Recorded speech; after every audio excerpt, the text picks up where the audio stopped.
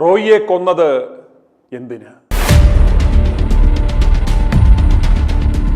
ഞാൻ 12 മണി കഴിഞ്ഞ് ഉറങ്ങും. ബിക്കോസ് ഇന്നത്തെ ദിവസം ഇന്നേ കിട്ടും. സോ ഇന്ന് ഞാൻ സെൻഡ് ഓഫ് ചെയ്ത് നാളെ കണ്ട് ഞാൻ ഉറങ്ങാറുള്ളൂ. ഇപ്പം നാളെ ഞാൻ പ്ലെയിനിൽ ഫ്ലൈ ചെയ്യണം. For example touch the captain says that ഈ പ്ലെയിൻ ക്രാഷ് ആവും, ഞാൻ കരയില്ല, I will not do anything, ഞാൻ പങ്കുവച്ച് കളി, I be very happy. Dream list വരെ കഴിഞ്ഞു, ഒന്നുമില്ല. For me life is a celebration. Every day I enjoy my life. CJ Roy മരിക്കുന്നതിന് ഏതാനും ദിവസങ്ങൾക്ക് മുമ്പ് നൽകിയ ഒരു അഭിമുഖ ശകലമാണ് പ്രേക്ഷകർ ഇപ്പോൾ കണ്ടത്. ഇതിൽ നിന്നും CJ റോയ്ക്ക് തൻ്റെ ജീവിതത്തെക്കുറിച്ചുള്ള കൃത്യമായ കാഴ്ചപ്പാട് എന്തായിരുന്നു എന്ന് നമുക്ക് മനസ്സിലാക്കുവാൻ സാധിക്കും. ഇപ്രകാരം ഒരു ആറ്റിറ്റ്യൂഡുള്ള റോയ്, ജീവിതത്തിലെ തൻ്റെ എല്ലാ ആഗ്രഹങ്ങളും ലക്ഷ്യങ്ങളും വെട്ടിപ്പിടിച്ച റോയ് ആദായ നികുതി വകുപ്പിനെ പേടിച്ച് ആത്മഹത്യ ചെയ്യുമോ? ഒരിക്കലുമില്ല. ഈ വിഷയങ്ങളൊക്കെ എങ്ങനെ കൈകാര്യം ചെയ്യണമെന്ന് നല്ല കൈയടക്കമുള്ള ബോധ്യമുള്ള ആളായിരുന്നു CJ റോയ്. ദക്ഷിണേന്ത്യയിലെ ഏതൊരു മുഖ്യമന്ത്രിയെയും ഏതൊരു ഉന്നത ഉദ്യോഗസ്ഥനെയും നേരിട്ട് വിളിക്കുവാൻ തക്ക ക്ലോസ് കോണ്ടാക്റ്റ് ഉള്ള ആളായിരുന്നു CJ റോയ്. ഞാൻ നേരിട്ട് കണ്ട ഒരു ഉദാഹരണം പറയാം.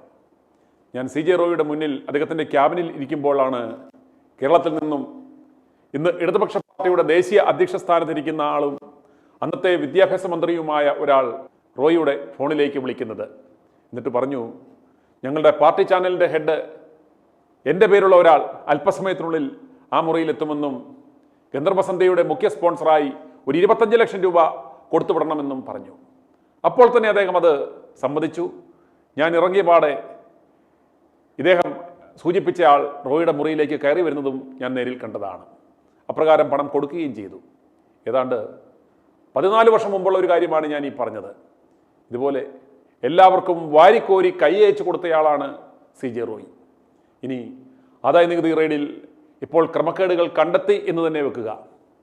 അതുകൊണ്ട് തല പോകുമോ? ഇല്ല എന്ന് നന്നായി അറിയാവുന്ന ആളാണ് CJ റോയ്. ഇനി ടാക്സ് വെട്ടിച്ച് കോടികൾ പിഴ ചുമത്തി എന്നിരിക്കട്ടെ, റോയ്ക്ക് കടമില്ല, ലോണുകളില്ല, മറ്റു ബാധ്യതകളില്ല. റോയ്ക്ക് പിഴയടച്ച് രക്ഷപ്പെടാം. അല്ലെങ്കിൽ ഇൻകം ടാക്സ് നടപടികൾക്ക് സാവകാശം നേടി അപേക്ഷ നൽകുകയോ കോടതിയിൽ നിന്ന് സ്റ്റേ വാങ്ങുകയോ ചെയ്യാം. അതുമല്ലെങ്കിൽ അങ്ങേയറ്റം പോയാൽ കണക്കിൽപ്പെടാത്ത സ്വത്ത് കണ്ടുകെട്ടും. പിഴ ഒടുക്കിയില്ല എങ്കിൽ അതിന് തുല്യമായ പ്രോപ്പർട്ടി ചിലപ്പോൾ അറ്റാച്ച് ചെയ്യും. ഇതിൽ കൂടുതൽ വലുതും സംഭവിക്കുമോ? ഒന്നും ഉണ്ടാകില്ല. ഇതൊക്കെ സംഭവിച്ചാലും റോയിയുടെ ഒരു രോമം കൊഴിയുന്നത് പോലെ ഉണ്ടാവൂ.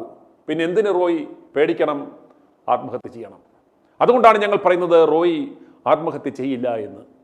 തൻ്റെ കപ്പാസിറ്റി മറ്റേക്കാളും നന്നായി അറിയാവുന്ന റോയ് ആത്മഹത്യ ചെയ്യില്ല. റോയിയെ ഇല്ലാതാക്കിയതാണ് എന്നതിൽ യാതൊരു സംശയവുമില്ല. ആര്, എന്തിന്? അത് കണ്ടുപിടിക്കുവാൻ ഷെർലക് ഹോംസിൻ്റെ ബുദ്ധിയൊന്നും വേണ്ട. ഇതൊരു അസ്വാഭാവിക മരണം അല്ലെങ്കിൽ കൊലപാതകം എന്നുറപ്പിക്കുവാൻ സാധാരണ റെയ്ഡിന് മുന്നോടിയായി ദേഹപരിശോധന നടത്തി ഫോണോ മറ്റു ആയുധങ്ങളോ മറ്റൊക്കെ എന്തെങ്കിലുമൊക്കെ കയ്യിലുണ്ടെങ്കിൽ അത് അവർ പിടിച്ചെടുത്ത് മാറ്റിവെക്കും.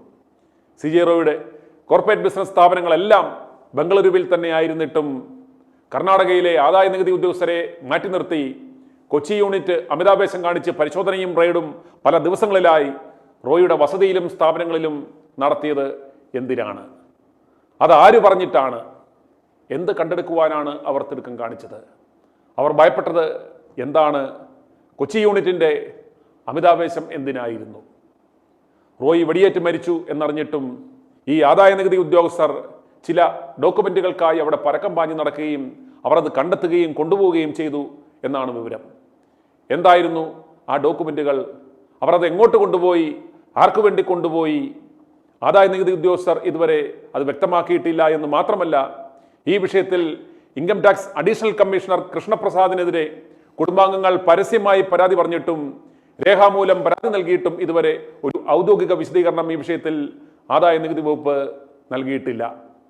അതുപോലെ കേരളത്തിലെ രാഷ്ട്രീയക്കാരന്മാരുടെ കള്ളപ്പണം വെളുപ്പിക്കുന്ന ഒരു ബിനാമി ചിട്ടി മുതലാളി അവിടെ കിടന്ന് വിരകുന്നുണ്ടായിരുന്നു. അയാൾ മാധ്യമങ്ങളോട് വിളിച്ചു പറഞ്ഞ് ഒരു നറേറ്റീവ് സൃഷ്ടിക്കുവാൻ ശ്രമിച്ചത് റോയ് ഒരു വലിയ അഭിമാനിയായിരുന്നു, ഇത് താങ്ങാൻ കഴിയാതെ വന്നപ്പോൾ ജീവനൊടുക്കിയതാണ് എന്നൊക്കെയാണ്. ഈ കഥ പറയുവാൻ ആരാണ് ഇയാളെ ബംഗളൂരുവിൽ കെട്ടിയിറക്കിയത്? അതുപോലെ വെടിയൊച്ച കേട്ടാണ് ജീവനക്കാർ ഓടിച്ചെന്നത് എന്ന മാധ്യമ വാർത്തകൾ പച്ചക്കള്ളമാണ്. കാരണം റോയിയുടെ ജർമ്മൻ നിർമ്മിത പിസ്റ്റൾ സൈലൻസർ ഘടിപ്പിച്ചതാണ്. അതുകൊണ്ട് തന്നെ വെടിശബ്ദം പുറത്തേക്ക് കേൾക്കില്ല, വെടിശബ്ദം പുറത്തേക്ക് വന്നിട്ടില്ല. പരസ്പര വിരുദ്ധമായ കാര്യങ്ങളാണ് ഇപ്പോൾ പുറത്തു വന്നുകൊണ്ടിരിക്കുന്നത്. മരണത്തിന് മുമ്പായി അമ്മയോട് സംസാരിക്കണമെന്ന് പറഞ്ഞു പോയ റോയി തൻ്റെ ഓഫീസ് മുറിയിൽ കയറി വാതിലടച്ചെന്നും പിന്നീട് താൻ പുറത്തിറങ്ങിയെന്നും 10 മിനിറ്റ് കഴിഞ്ഞ് വന്നപ്പോൾ ആരെയും മുറിയിലേക്ക് കടത്തിവിടരുതെന്ന് സെക്യൂരിറ്റി പറഞ്ഞു തന്നെ തടഞ്ഞെന്നും confident group MD TA Joseph പോലീസിനോട് പറഞ്ഞു അത്രേ. അതേതാണ്ട് 3 മണിയോടെ ആയിരുന്നു പോലും. പിന്നീട് കതകിൽ മുട്ടിയിട്ട് വാതിൽ തുറക്കാതെ വന്നപ്പോൾ വാതിൽ ചവിട്ടിപ്പൊളിച്ച് കയറിയപ്പോൾ കസേരയിൽ രക്തത്തിൽ കുളിച്ചിരിക്കുന്ന റോയിയെ കണ്ടുവെന്നും പൾസ് ഇല്ലായിരുന്നു എന്നും എന്നിട്ടും നാരായണ ഹൃദയാലയത്തിൽ എത്തിച്ചെന്നും അപ്പോഴേക്കും അയാൾ മരിച്ചിരുന്നു എന്നുമാണ് മൊഴി. റോയിയെ ഹോസ്പിറ്റലിലേക്ക് ഷിഫ്റ്റ് ചെയ്തത് ആരാണെന്നും കൃത്യമായി പരിശോധിക്കണം. ക്ലോസ് റേഞ്ചിൽ നിന്നും വെടിയേറ്റ് ഹൃദയത്തിൻ്റെ ചേമ്പറും ശ്വാസകോശവും തുളച്ചാണ് ബുള്ളറ്റ് കയറിയതെന്നാണ് റിപ്പോർട്ട്. ലോകോത്തര നിലവാരത്തിലുള്ള റോയിയുടെ കോർപ്പറേറ്റ് ഓഫീസിൽ CCTV ഉണ്ടായിരുന്നില്ലേ? ആ ദൃശ്യങ്ങളെക്കുറിച്ച് ഒരക്ഷരം ആരും മിണ്ടുന്നില്ല, എങ്ങും കാണുന്നില്ല എന്നത് തന്നെ ദുരൂഹമാണ്. മരണം നടക്കുന്ന സമയത്ത് MD TA ജോസഫും സെക്യൂരിറ്റി സ്റ്റാഫുകളുമാണ് അവസാനമായി അടുത്തുണ്ടായിരുന്നത് എന്ന് വ്യക്തം. എവിടെ CCTV ദൃശ്യങ്ങൾ? ദൃക്സാക്ഷികളില്ല പോലും. എന്നാൽ CCTV ദൃശ്യങ്ങൾ എവിടെയാണ്? റോയിയെ അടുത്തറിയാവുന്നവർക്ക് കൃത്യമായി അറിയാം, റോയി ലൈസൻസ്ഡ് പിസ്റ്റൾ കൊണ്ടു നടക്കുന്നത് ആത്മഹത്യ ചെയ്യുവാനായിരുന്നില്ല. തൻ്റെ മുന്നിൽ വരുന്ന പ്രതിബന്ധം എന്തായാലും അത് ആരായാലും പൊട്ടിക്കുവാൻ, ഇല്ലാതാക്കുവാൻ പ്രാപ്തിയുള്ള മനക്കരുത്തുള്ള ആളായിരുന്നു CJ റോയി. റോയിയുടെ കഴിഞ്ഞ 37 വർഷത്തെ ചരിത്രം അറിയാവുന്നവർക്ക് അത് നന്നായി അറിയാം. ഇവിടെ റോയിയെ ഇല്ലാതാക്കിയതാണ് എന്നതിൽ യാതൊരു സംശയവും വേണ്ട. 2015 ആത്മഹത്യ ചെയ്ത നിലയിൽ കണ്ടെത്തിയ കർണാടക കേഡറിലെ റവന്യൂ ഉദ്യോഗസ്ഥൻ യുവ IAS ഓഫീസർ DK രവി എന്ന ദൊഡ്ഡക്കൊപ്പലു കരിയപ്പ രവിയുടെ മരണത്തിൻ്റെ പിന്നാമ്പറ കഥകൾ തേടിപ്പോയാൽ ചില യാഥാർത്ഥ്യങ്ങൾ മനസ്സിലാകും. ബാലിസ്റ്റിക് എക്സ്പേർട്സ് പറയുന്നത് റോയിയുടെ നെഞ്ചിൽ തറച്ച ബുള്ളറ്റിൻ്റെ ആ രീതി നോക്കിയാൽ ആത്മഹത്യ ചെയ്യുവാൻ ശ്രമിച്ച ഒരാളുടെ പോലെ അല്ല, മറിച്ച് ഒരു ഷാർപ്പ് ഷൂട്ടറുടെ കൃത്യമായ മർമ്മസ്ഥാനം നോക്കിയുള്ള ഫയർ തന്നെയാണ് എന്നാണ്. റോയി പിസ്റ്റൾ കൊണ്ടു നടന്നത് സ്വയം ഒടുങ്ങാനല്ല എന്നത് വ്യക്തം. റോയിക്ക് സാമ്പത്തിക പ്രതിസന്ധികളില്ല, ലോണില്ല, കടമില്ല, കുടുംബ പ്രശ്നങ്ങളില്ല, മാനസിക പ്രശ്നങ്ങളില്ല, അദ്ദേഹത്തിൻ്റെ സാധ്യതകൾ അസ്തമിച്ചിട്ടില്ല, ബിസിനസ്സിൽ പ്രതിസന്ധികളില്ല, ജീവൻ ഒടുക്കത്തക്ക യാതൊരു സാഹചര്യവും നിലവിലുണ്ടായിരുന്നില്ല. റോയി തൻ്റെ വ്യവസായ സാമ്രാജ്യം വ്യാപിപ്പിച്ചത് വൻതോതിലുള്ള പൊളിറ്റിക്കൽ ഇൻവെസ്റ്റ്മെൻറ്റ് കൊണ്ടാണ്. രാഷ്ട്രീയക്കാരന്മാരുടെ കള്ളപ്പണം എന്ന് പച്ചയ്ക്ക് പറഞ്ഞാൽ താൻ വലിയൊരു സംഭവമാണെന്നും അസാധ്യ ആസ്തിയുള്ള ഒരു വലിയ ധനികനാണെന്നും ഇത്തരം പൊട്ടൻഷ്യൽ ഇൻവെസ്റ്റർമാരെ, കള്ളപ്പണക്കാരെ ബോധ്യപ്പെടുത്തുന്നതിനാണ് റോയി ആഡംബര വാഹനങ്ങൾ വാങ്ങിക്കൂട്ടി വാർത്തകളിൽ ഇടം നേടിയത്. കോടികൾ മാധ്യമങ്ങൾക്ക് വാരിക്കോരിക്കൊടുത്ത് അവാർഡ് നിശകൾ സ്പോൺസർ ചെയ്തത്, പണം നൽകി അവാർഡുകൾ വാരിക്കൂട്ടിയത്, മാധ്യമ ശ്രദ്ധ കിട്ടുന്ന എന്തിനും അദ്ദേഹം എത്ര കോടി വേണമെങ്കിലും ചിലവാക്കുമായിരുന്നു. അതിൻ്റെ പിന്നിൽ ഇതായിരുന്നു ഉദ്ദേശം. അതിൻ്റെ റിസൾട്ട് അദ്ദേഹത്തിന് നന്നായി കിട്ടിയിരുന്നു. യാതൊരു സങ്കോചവും ഭയവും കൂടാതെ രാഷ്ട്രീയ നേതാക്കളുടെ കള്ളപ്പണം മാനേജ് ചെയ്യുന്ന ഇക്വിറ്റി മാനേജ്മെൻറ്റ് കമ്പനികൾ വഴി അദ്ദേഹത്തിന് പണം ഒഴുകിക്കൊണ്ടിരുന്നു. അതുപോലെ ശതകോടികൾ കൊടുത്ത് സ്ലോവാക്യൻ കോൺസുലേറ്റ് പദവി അദ്ദേഹം നേടിയത് ആ ഡിപ്ലോമാറ്റിക് ഇമ്മ്യൂണിറ്റി ലഭിക്കുന്നതിന് വേണ്ടിയായിരുന്നു. മാധ്യമങ്ങൾക്ക് പണത്തിന് ആവശ്യം വരുമ്പോൾ റോയ്ക്കൊരു അവാർഡ് കൊടുത്താൽ, അല്ലെങ്കിൽ ആ ചടങ്ങിൽ നല്ലൊരു റോൾ കൊടുത്താൽ ലക്ഷങ്ങൾ അല്ലെങ്കിൽ കോടികൾ ഉറപ്പായിരുന്നു. ഇതിലൂടെ എല്ലാം റോയി ലക്ഷ്യം വെച്ചത് റോയും കോൺഫിഡൻ്റ് ഗ്രൂപ്പും ഒരു വലിയ പ്രസ്ഥാനമാണ് എന്ന ഒരു ഫീൽ ജനങ്ങളിൽ ഉണ്ടാക്കുക എന്നതായിരുന്നു. അതിലദ്ദേഹം വിജയിക്കുകയും ചെയ്തു. ഏഷ്യനെറ്റ് ഐഡിയ സ്റ്റാർ സിംഗറിൽ ആദ്യം അദ്ദേഹം 1 കോടി രൂപയുടെ ഫ്ലാറ്റ് സ്പോൺസർ ചെയ്യുമ്പോൾ റോയ്ക്കോ കോൺഫിഡൻ്റ് ഗ്രൂപ്പിനോ കേരളത്തിൽ ഒരു തുണ്ട് ഭൂമി പോലും ഉണ്ടായിരുന്നില്ല. ഏഷ്യനെറ്റിലെ ആ 1.5 കോടി പരസ്യവും പ്രൊമോയും കൊണ്ട് മാത്രം അദ്ദേഹം ഒരു ബ്രാൻഡായി അദ്ദേഹത്തിൻ്റെ ബ്രാൻഡ് ബിൽഡ് ചെയ്തു, കേരളത്തിൽ വിശ്വസത ആർജിച്ചു. അങ്ങനെ ജോയിൻറ്റ് വെഞ്ചറിന് ആളെ കിട്ടി ഫ്ലാറ്റ് നിർമ്മിച്ച് കൊടുക്കുകയായിരുന്നു. ഇപ്പോൾ അദ്ദേഹത്തെ ഇല്ലായ്മ ചെയ്തത് ഇപ്രകാരം അദ്ദേഹത്തിൽ ഇൻവെസ്റ്റ് ചെയ്ത ആളുകളാണോ, ഇവർ തമ്മിലുള്ള തർക്കത്തിൻ്റെയോ വിശ്വാസവഞ്ചനയുടെയോ അനന്തരഫലമാണോ, അതോ കൂടുന്നവരാണോ തീർത്തത് എന്നാണ് അന്വേഷിക്കേണ്ടത്. അതുപോലെ ആദായ നികുതി വകുപ്പും മീഡിയയും റോയുടെ പിന്നാലെ ഉണ്ടെന്ന് മനസ്സിലാക്കി ആ ഫണ്ടിൻ്റെ സോഴ്സ് അന്വേഷിച്ച് വന്നാൽ തങ്ങൾ പിടിയിലാകുമോ എന്ന് ഭയന്ന, തങ്ങളുടെ രാഷ്ട്രീയ ഭാവി തകരുമോ എന്ന് ഭയപ്പെടുന്നവരാണോ റോയുടെ ഈ മരണത്തിന് പിന്നിൽ എന്നും അന്വേഷിക്കണം. ഇത്തരം കൊലപാതകങ്ങൾ ചെയ്യുവാൻ സ്കില്ലുള്ള പ്രൊഫഷണൽ ഏജൻസികൾ ഈ രാജ്യത്തുണ്ട് എന്നത് വിസ്മരിക്കരുത്. അവർക്ക് ഏത് സംവിധാനങ്ങളെയും വിലക്കെടുക്കുവാനോ അവരുടെ പോലും സഹായങ്ങൾ ലഭ്യമാക്കി ഈ കൃത്യം നിർവഹിക്കുവാനോ കഴിവുള്ളവരാണ് എന്ന് മറക്കരുത്. ഇത്തരം കൊലപാതകങ്ങൾ ഉണ്ടാകുമ്പോൾ അന്വേഷണ ഉദ്യോഗസ്ഥർ ചിരിച്ചുകൊണ്ട് പറയുന്ന ഒരു ഡയലോഗുണ്ട്, once for a lifetime. ഇത്തരം അവസരത്തിനു വേണ്ടി കാത്തിരിക്കുന്നവർ ഉണ്ട്. അതുപോലെ സംശയാസ്പദമായ എത്രയോ ഇത്തരം മരണങ്ങൾ നമ്മുടെ മുന്നിൽ തന്നെയുണ്ട്. കപ്പൽ ജോയി എന്ന അറക്കൽ ജോയി 2 ലക്ഷം കോടി രൂപയുടെ ആസ്തിയുള്ളയാൾ മിഡിൽ ഈസ്റ്റിലെ ഹോട്ടലിൻ്റെ 14-ാം നിലയിൽ നിന്നും 2020 ഏപ്രിൽ 24-ന് ചാടി മരിച്ച നിലയിൽ കണ്ടെത്തി. 2021 മാർച്ച് 5-ന് MG ജോർജ് മുത്തൂറ്റ് എന്ന മുത്തൂറ്റ് ഗ്രൂപ്പ് ചെയർമാൻ ഡൽഹിയിലെ 7 നില വസതിയിൽ നിന്നും വീണ് പിടലിയൊടിഞ്ഞ് മരിച്ച നിലയിൽ കണ്ടെത്തി. കാരണം ഇന്നും അജ്ഞാതം. കഫേ കോഫി ഡേ സ്ഥാപകൻ VG സിദ്ധാർത്ഥയെ ജൂലൈ 29, 2019 മംഗളൂരു നേത്രാവതി പാലത്തിൽ നിന്നും ചാടി മരിച്ച നിലയിൽ കണ്ടെത്തി. അതുപോലെ ലോകമെമ്പാടും ആത്മീയ കച്ചവട ശൃംഖല സ്ഥാപിച്ച് ദൈവത്തെയും മനുഷ്യരെയും ഒരുപോലെ വലിപ്പിച്ച് അയാൾക്ക് പോലും തിട്ടമില്ലാത്തത്ര സ്വത്തുകൾ സമ്പാദിച്ച KP യോഹന്നാനെ വണ്ടിയിടിപ്പിച്ച് കൊലപ്പെടുത്തിയത് മെയ് 4, 2024-നായിരുന്നു. ഇതിൻ്റെ ഒന്നും കേസന്വേഷണം ഇതുവരെ എങ്ങും എവിടെയും എത്തിയിട്ടില്ല. അതുപോലെ തന്നെയാവും CJ റോയിയുടെ ഈ ദുരൂഹ മരണവും എന്നതിൽ യാതൊരു സംശയവും വേണ്ട. എന്തായാലും കോൺഫിഡൻറ്റ് ഗ്രൂപ്പിൻ്റെ കേരളത്തിലെ റിയൽ എസ്റ്റേറ്റ് പദ്ധതികൾക്ക്, ജോയിൻറ്റ് വെഞ്ചർ പദ്ധതികൾക്ക് വേണ്ടി സ്ഥലം വിട്ടുകൊടുത്ത് നിർമ്മാണത്തിന് കാത്തിരുന്നവർ പലരും റോയിയുടെ മരണത്തോടെ ആശങ്കയിലാണ്. കേരളത്തിലെ പദ്ധതികൾക്ക് വേണ്ടി ദുബൈയിൽ നിന്ന് നിക്ഷേപകരെ കണ്ടെത്തുവാനുള്ള വലിയ ഇവൻറ്റുകൾ കഴിഞ്ഞിടെ റോയി സംഘടിപ്പിച്ചിരുന്നു. ഇനി നമുക്ക് റോയിയുടെ മരണത്തിൽ സഹോദരൻ CJ ബാബു നടത്തിയ ആ പ്രതികരണം ഒന്ന് കാണാം. ಈಗ 3 ದಿವಸದಿಂದ ಇನ್ಕಮ್ ಟ್ಯಾಕ್ಸ್ ರೇಟ್ ನಡೀತಾ ಇತ್ತು.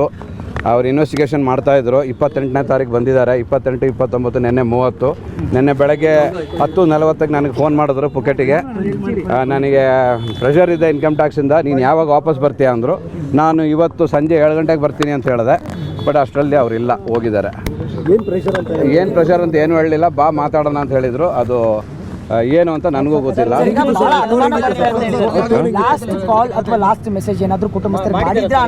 ಇಲ್ಲ, ನನಗೆ ಮಾಡಿದ್ದು 10:40ಕ್ಕೆ ಬೆಳಗ್ಗೆ 2 ಸತಿ ಮಾಡಿದ್ರು. ಅಷ್ಟು ಬಿಟ್ಟರೆ ಬೇರೆ ಏನು ಮಾತಾಡಿಲ್ಲ. ಸರ್ ಏನೋ ಹೇಳಿದ್ರ ಹರಾಸ್ಮೆಂಟ್ ಆಗ್ತಾ ಇದೆ ಆ ಥರ ಏನಾದರೂ? ಐ ಟಿ ಆಫೀಸರ್ಸ್ ಹರಾಸ್ಮೆಂಟ್ ನಡೀತಾ ಇದೆ ಅಂತ ನನಗೆ 3 ದಿವಸದಿಂದ ಹೇಳ್ತಾ, 1 ತಿಂಗಳಿಂದ ಹೇಳ್ತಾ ಇದ್ದಾರೆ. 1 ತಿಂಗಳಿಂದ ಹೇಳ್ತಾ ಇದ್ದಾರೆ. ಹೌದು. ಯಾಕಂದ್ರೆ ಅದು ಡಿಸೆಂಬರ್ 3ನೇ ತಾರೀಕಿಂದ 6ನೇ ತಾರೀಕುವರೆಗೆ ಇದ್ರು ಅವರು. ಡಾಕ್ಯುಮೆಂಟ್ಸ್ ಕಲೆಕ್ಟ್ ಮಾಡಿದ್ದಾರೆ. ಮೊನ್ನೆ ಇನ್ವೆಸ್ಟಿಗೇಷನ್ ಅಂತ ಕರೆಸ್ಕೊಂಡಿದ್ದಾರೆ. ಆಗ ಏನು ಟೆನ್ಷನ್ ಆಗಿದೆ ಅಂತ ನಂಗೆ ಗೊತ್ತಿಲ್ಲ. ಅವರು ಯಾರವರು ಮಿಸ್ಟರ್ ಕೃಷ್ಣ ಪ್ರಸಾದ್ ಅಂತ IRS additional commissioner of income tax from Kochi ಅವರಿದ್ರು. ಏನು ಮಾತಾಡಿದ್ರು ಅಂತ ನಂಗೆ ಗೊತ್ತಿಲ್ಲ. ಅವ್ರನ್ನ ಕೇಳಿದ್ರೆ ನಿಮ್ಗೆ ಹೇಳ್ಬೋದು ಏನು ಕ್ವಶನ್ಸ್ ಆಯ್ತು ಏನು ಅಂತ. ಸರ್, ಈಗ ಜೋಸೆಫ್ ಅವರು ಒಂದು ಕಂಪ್ಲೇಂಟ್ ಕೊಟ್ಟಿದ್ದಾರೆ. ಜೋಸೆಫ್ ಅವರು ಎಲ್ಲೂ ಅಲಿಗೇಷನ್ ಮಾಡಿಲ್ಲ, ಯಾರ ಮೇಲೂ ಅಲಿಗೇಷನ್ ಮಾಡಿಲ್ಲ. ಅಲ್ಲ ರೀ, ಈಗ ನಾನು ಇನ್ನೇನು ಹೇಳಲಿ? ನನಗೆ ಬೇರೆ ಯಾವ್ದು ವಿಷಯ ಹೇಳಲಿಲ್ಲ. ನಾನು ಅವ್ರ ಮೇಲೆ ಹೇಳ್ಬೇಕಲ್ಲ. ಅಲ್ಲ, ಅದು ಈಗ ನಾನು ಫ್ಯಾಮಿಲಿ ಮೀಟ್ ಮಾಡ್ಬಿಟ್ಟು ಹೇಳ್ತೀನಿ. ನನ್ನ ಹತ್ರ ಮೀಟ್ ಮಾಡಿದ್ದು ನಾನು ಹೋಗೋ ಮುಂಚೆ ಮೀಟ್ ಮಾಡಿದ್ದಾರೆ. ಇದಕ್ಕೆ ಮುಂಚೆ ಏನಾದ್ರು ಅನುಮಾನಗಳಿತ್ತ ನಿಮಗೆ? ಯಾರ ಬಗ್ಗೆ? ಈ ತರ ಇವ್ರಿಗೆ ಬೇರೆ ಏನಾದ್ರು? ಇಲ್ಲ, ಬೇರೆ ಯಾವ ಥ್ರೆಟ್ಟು ಇಲ್ಲ. ಅವ್ರಿಗೆ ಸಾಲ ಇಲ್ಲ, ಥ್ರೆಟ್ ಇಲ್ಲ, ಅವ್ರಿಗೆ ಎನಿಮೀಸ್ ಇರಲಿಲ್ಲ. ಏನಿಲ್ಲ, ಲಾಸ್ ಏನಿಲ್ಲ ಅವ್ರದ್ದು. ನನಗೆ ನನಗೆ ಗೊತ್ತಿದ್ದಂಗೆ ಡಿಪ್ರೆಷನ್ನಲ್ಲಿ ಏನಿರಲಿಲ್ಲ. ಗೊತ್ತಿಲ್ಲ, ಅದು ಹೋಗಿ ಕೇಳಬೇಕು, ನೋಡಬೇಕು. ನಾನು ಏರ್ಪೋರ್ಟಿಂದ ಬರ್ತಾ ಇದ್ದೀನಿ. ಅಲ್ಲ, ನಾನು ಕೇಳಿ ಹೇಳ್ತೀನಿ. ಅದೊಂದೇ ಇಶ್ಯೂ ಇದ್ದಿದ್ದು, ಅದು ಏನು ಅಂತ ವಿಚಾರಿಸ್ಬಿಟ್ಟು ನಾನು ಹೇಳ್ತೀನಿ. ಅಲ್ಲ ಸರ್, ಒಂದು ನಿಮಿಷ ಮುಗಿಸ್ಬಿಡ್ತೀನಿ.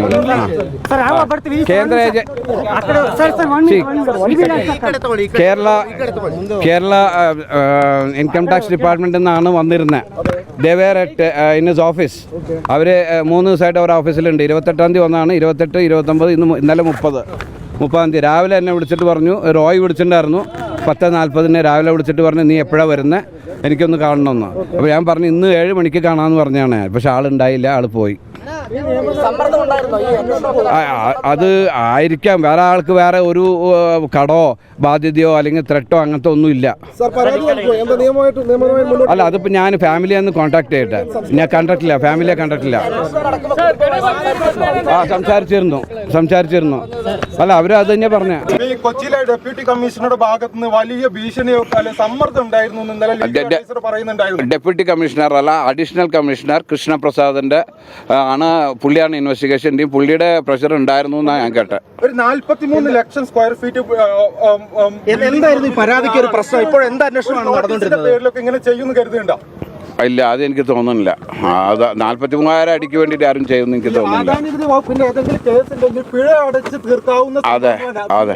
ഈ 2 മണിക്ക് ശേഷം അവിടെ എന്തുണ്ടായി എന്നാണ് കരുതുന്നത്? അല്ല, അറിയില്ല. ഞാൻ പോയാലേ എനിക്ക് അറിയുള്ളൂ. അവിടെ ഓഫീസിലുണ്ട്. ഉണ്ടായിരുന്നു. അല്ല, ഈ ഉദ്യോഗസ്ഥനായിരുന്നു ഇൻവെസ്റ്റിഗേഷൻ. ഇല്ല, ഒരു തീരുമാനമായിട്ടില്ല. വീട്ടിൽ ഞാൻ ഫാമിലി ഒന്ന് കണ്ടോട്ടെ. ഇനി പോലീസ് ഉദ്യോഗസ്ഥർക്ക് എന്താണ് പറയുവാനുള്ളത് എന്ന് കാണാം. As of the initial reports, the soccer team, the ballistic team, all have come here. We are inquiring into it. We are taking up a case. The body was the injured person was immediately shifted to a nearby hospital where he was declared dead, brought dead. As of now, the reports say that since last 2 to 3 days, the income tax team were having a search and search of this premises, but we are not aware of all the details. The team had come from Kerala, and the incident which has taken place is we are yet to investigate, start the investigation, because the complaint is being drafted, and the police is in touch with the family members who are not in India. They are coming by tonight flight.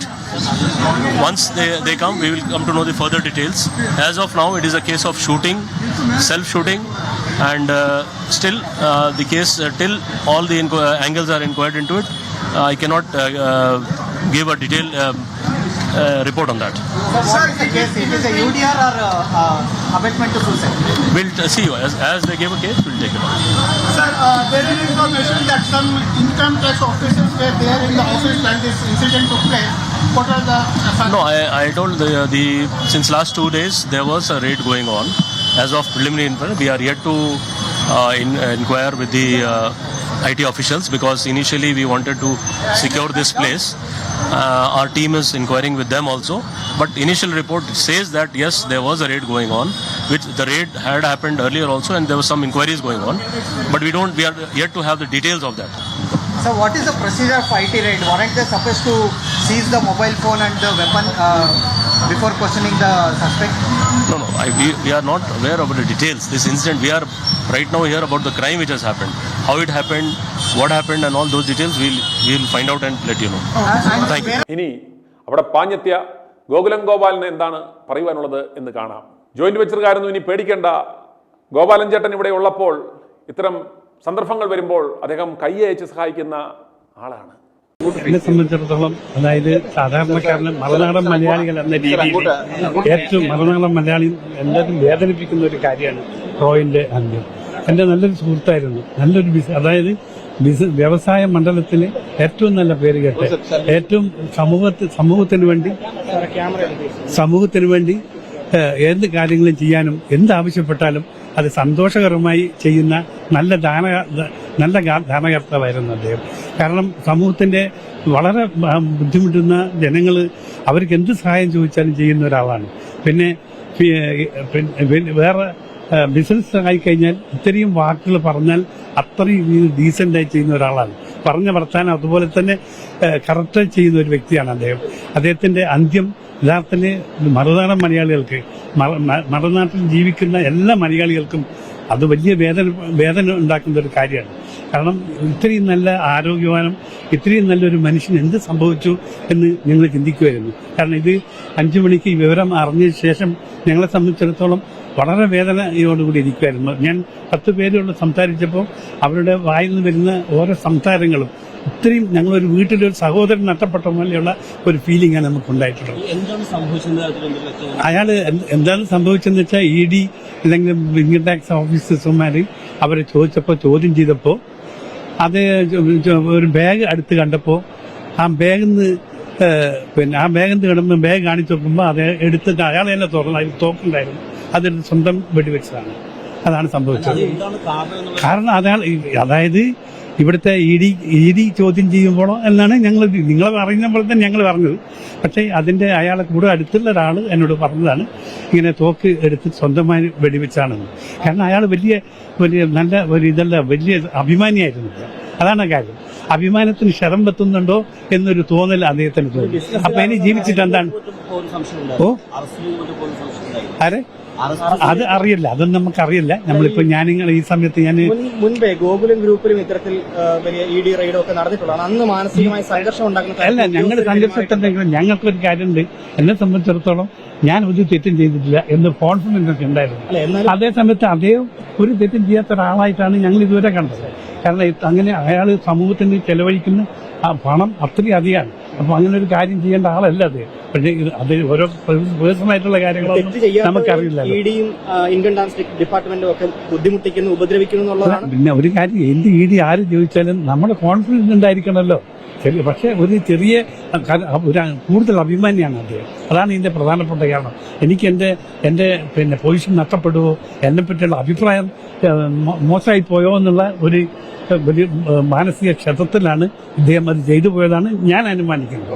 കാരണം അങ്ങനെയാണ് അതിന്റെ കാരണം. വേറെ ഒന്നും എനിക്ക് പറയാനില്ല. Confident group ഉടമ CJ റോയിയുടെ സംസ്കാരം നാളെ നടക്കും.